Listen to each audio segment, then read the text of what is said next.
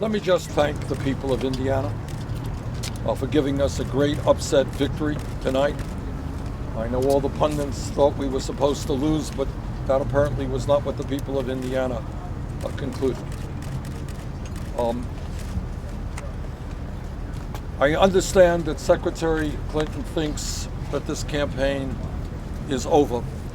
I've got some bad news for her. Tonight we won a great victory in Indiana. Next week we're going to be in West Virginia. We think we have a real shot to win in that great state.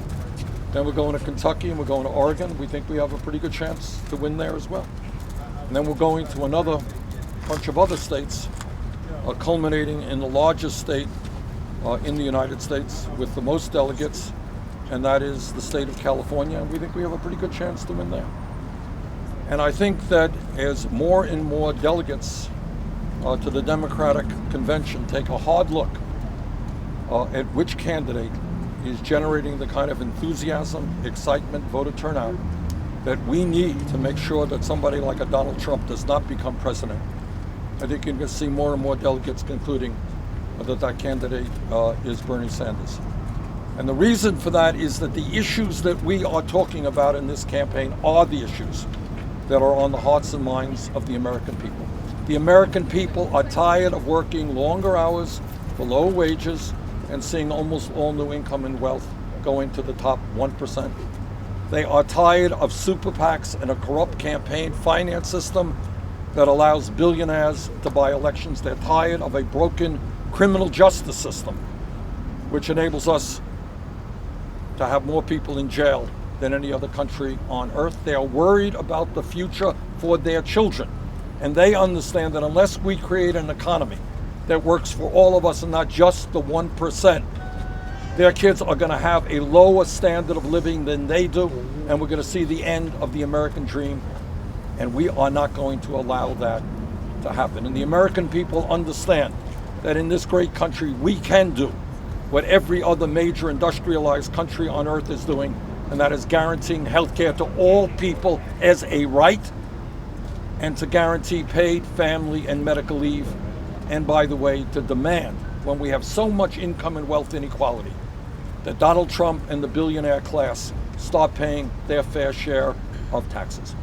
So we feel great about tonight, not only in winning here in Indiana and accumulating some more delegates, but also gaining the momentum we need to take us to the finish line.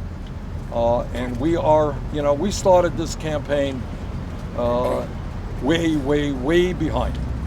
Nobody, I think, would have dreamed that here at this particular point in May of 2016, not only would we be here, but we would be winning elections, but we are.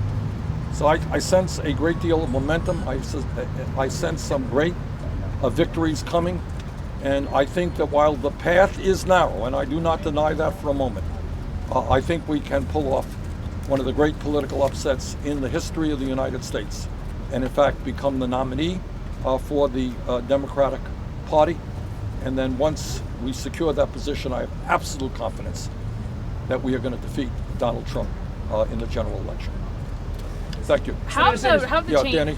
Senator Sanders, after tonight, it seems that Donald Trump is going to become the likely GOP nominee. Will you commit now to saying whether or not you think he is a racist? Look, I don't have to label him. I think that he virtually every day has insulted one group of people or another, whether it is Mexicans and Latinos, whether it is Muslims, whether it is women, whether it is veterans, whether it is African Americans. Let us never forget that before Trump became a candidate for president, he was one of the leaders of the so-called birther movement, a movement which tried to delegitimize the presidency of the first African American president we have ever had. I'll let the American people decide the appropriate label. But this is a man who does not have the demeanor, does not have the policy background or the ideas to become president of the United States. I would love to run against him, and I'm absolutely confident that not only we would beat him, but we'd beat him by a pretty large number. How does the win in Indiana fundamentally change the race? Obviously, your delegate count It's going to give us a great deal of momentum. because I think there are many in the media, like you and others, who have decided that the campaign is over. Well, I guess the people of Indiana did not quite agree with that assessment. You know? And I think you may be surprised to find out that the folks, and I'm not predicting, I don't know what's going to happen, but the people in West Virginia may not agree with that assessment. And the people of Oregon may not agree with that assessment. And the people in our largest state, California, may not agree with that assessment. So we understand, and I do not deny it for 1 second, that we have an uphill battle in front of us. But I think we have a path toward victory, although it is a narrow path. Our goal is twofold. Number one, to win a majority of pledged delegates. Number two, it is to make sure that in those states where we have won landslide victories, 65, 70% of the votes, that the superdelegates in those states listen to their constituents and vote the way their constituents voted in their state's primaries or caucuses. And thirdly, we are going to make the case to the superdelegates. Many of them, by the way, came on board Hillary Clinton's campaign before I was even an announced candidate. They were there way back when. Well, the world has changed in the last year.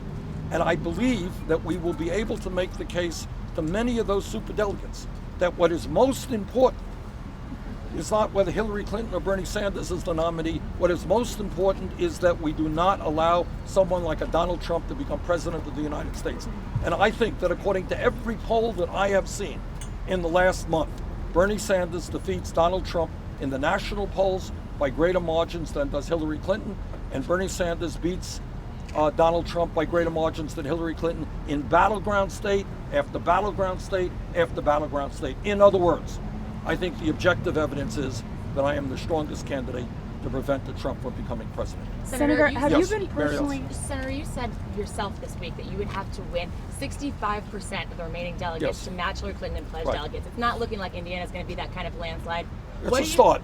It's a start. I'm looking forward to, there are other states to come. And we are looking forward to winning in West Virginia, looking forward to winning in Kentucky, looking forward to winning in Oregon. And as you know, the state that has the most delegates is obviously California. And we already have a strong ground game in California. We have sent a lot of our people to California. We're going to run an unprecedented campaign in California. And with the help of the American people who have helped us so much right now with those $27 contributions at BernieSanders.com, we have made history. We have 7.3 million campaign contributions, BernieSanders.com. And with the help of the American people, we're going to have the resources we need to win in California. Senator, your fundraising dropped off pretty significantly. I read an article in the New York Times. What was the word you used? Plunged?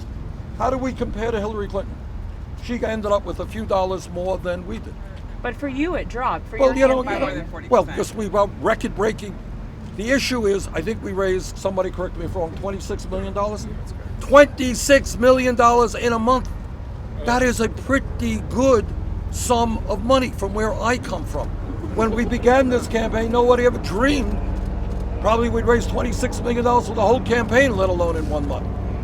Yes, so our numbers went down, and Hillary Clinton beat us by a few dollars. We're taking on the most powerful political organization in America. She raised $600,000 more than I did. Didn't see the New York Times make that point. So we feel pretty good, and we feel that today's victory will probably help us. But look, we have enough money. Everybody always wants more money. I don't have a super PAC. Secretary Clinton has a super PAC.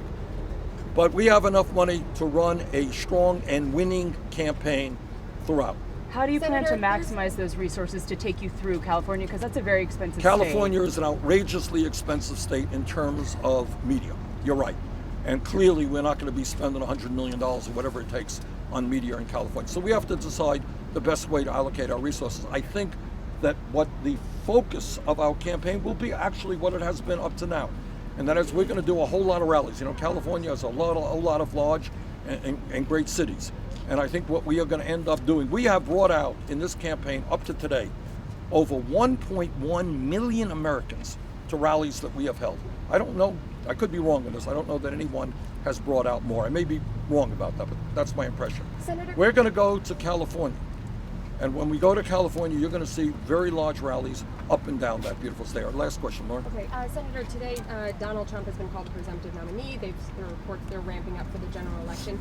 Any concern that by extending the Democratic primary, that it's going to set Democrats at a disadvantage come July? Not at all. If you look at the polling out there was a poll that just came out yesterday or today, and they asked the American people, has the Democratic primary process invigorated the Democratic Party? Is it good for the Democratic Party? By very large numbers. The American people say yes. What we are doing in this campaign, and I'm extremely proud of it, we are literally bringing millions of people into the political process. And the way you bring people into the political process is you engage in a serious, issue-oriented campaign.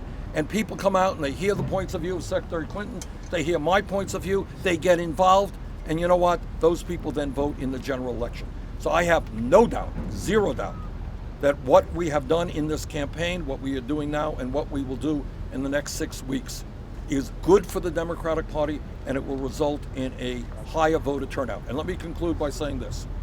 Democrats and progressives win elections when the voter turnout is high. Republicans win elections when the voter turnout is low and when people are demoralized. I'm going to do everything that I can to make sure that in November we have a very high voter turnout. Thank you all Thanks, very much. everybody.